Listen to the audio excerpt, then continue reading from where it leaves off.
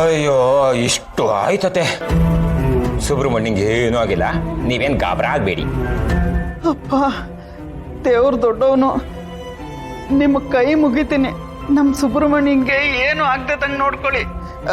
ಈಗ ನನಗೆ ಗಾಯ ಎಲ್ಲ ವಾಸಿ ಆಗಿದೆ, ಬೇಕಾದ್ರೆ ನಾನು ಅಲ್ಲಿಗೆ ಬಂದ್ಬಿಡ್ಲಾ?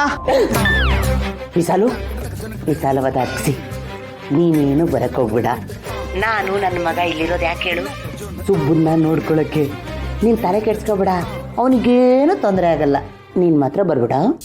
ಅದು ನಿಜಾನೇ, ತೊಂದರೆ ಆಗೋದಕ್ಕೆ ನನ್ನ ಮಗನು ಬಿಡಲ್ಲ. ಅವನಿರೋ ಜಾಗದಲ್ಲಿ ಯಾರಿಗೂ ಯಾವ ತೊಂದರೆನೂ ಆಗಲ್ಲ. ಆಯ್ತಾಯ್ತು, ಅವನನ್ನ ಆಮೇಲೆ ಹಾಡಿ ಹೊಗಳಂತೆ. ನೀನು ಇವಾಗ ಆರೋಗ್ಯ ನೋಡ್ಕೊಳುವ. ಸರಿ ಅತ್ತೆ, ಫೋನ್ ಇಕ್ತೀನಿ. ಹಂಗೆ ಧನಲಕ್ಷ್ಮಿ ನಿಮ್ಮ ಹತ್ರ ಮಾತಾಡ್ಬೇಕು ಅಂತಿದ್ಲು, ಮರೀದೆ ಫೋನ್ ಮಾಡಿ. ಸರಿ ಸರಿ.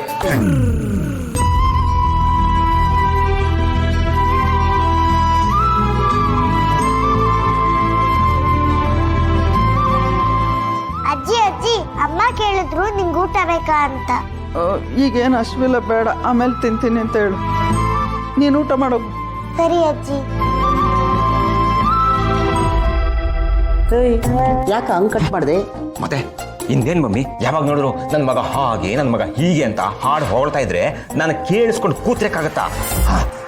ನಾನೇನಾದ್ರೂ ಅಲ್ಲಿದ್ದು ಶ್ರಾವಣಿ ಮೇಡಮ್ನ ಕಾಪಾಡ್ಬಿಟ್ಟಿದ್ದಿದ್ರೆ ಹೀರೋ ಹೀರೋ ಆಗಿರ್ತಿದ್ದೆ. ಮಿನಿಸ್ಟರ್ ಹಂಗೆ ಡೀಪಾಗಿ ಹತ್ರ ಆಗಿರ್ತಿದ್ದೆ. ಮುಚ್ಚ ಬಾಯಿ ದಾಂಡ್ಪಿಂಡ್ ನನ್ನ ಮಗನೇ. ಅಲ್ಲ, ಅವತ್ತು ಆ ವಿಶಾಲು ಮತ್ತೆ ವರಲಕ್ಷ್ಮಿ ಮಾರ್ಕೆಟಿಗೆ ಹೋಗಿದ್ರಲ್ಲ, ಅವತ್ತು ರೌಡಿಗಳು ಬಂದ್ರು ಅಂತ ಹೆದರ್ಕೊಂಡು ಓಡೋದ ನೀನು. ಅವತ್ತೇ ನಿನ್ನ ಕೈಲಿ ಏನು ಕೀಸಕ್ಕಾಗ್ಲಿಲ್ಲ, ಇವತ್ತೇನೋ ದೊಡ್ಡದಾಗ ಕುಡಿದು ಕಟ್ಟೆ ಹಾಕೋ ಥರ ಮಾತಾಡ್ತಿದ್ದಾನೆ. ಲೇ ಸುಂದ್ರ ದರಿದ್ರ, ನಿನ್ನ ಕೈಲಿ ಏನು ಕಿಸಿಯಕ್ಕಾಗಲ್ಲ, ಅರ್ಥ ಮಾಡ್ಕೋ. ಒಂದು ಕೆಲಸ ಮಾಡ್ಬೋದು ನೀನು.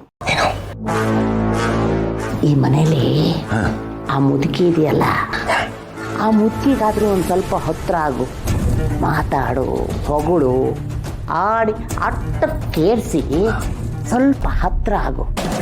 ಯಾಕೆಂದ್ರೆ ಮಿನಿಸ್ಟ್ರೇ, ಎಜುಕೇಶನ್ ಮಿನಿಸ್ಟ್ರೇ ಅವ್ರ ಮುಂದೆ ತಲೆಬಾಗಿ ನಿಲ್ತಾರೆ ಅಂದರೆ ಆ ಅಜ್ಜಿ ಲೆವೆಲ್ಲು ಯಾವ ಮಟ್ಟಕ್ಕಿರ್ಬೋದು.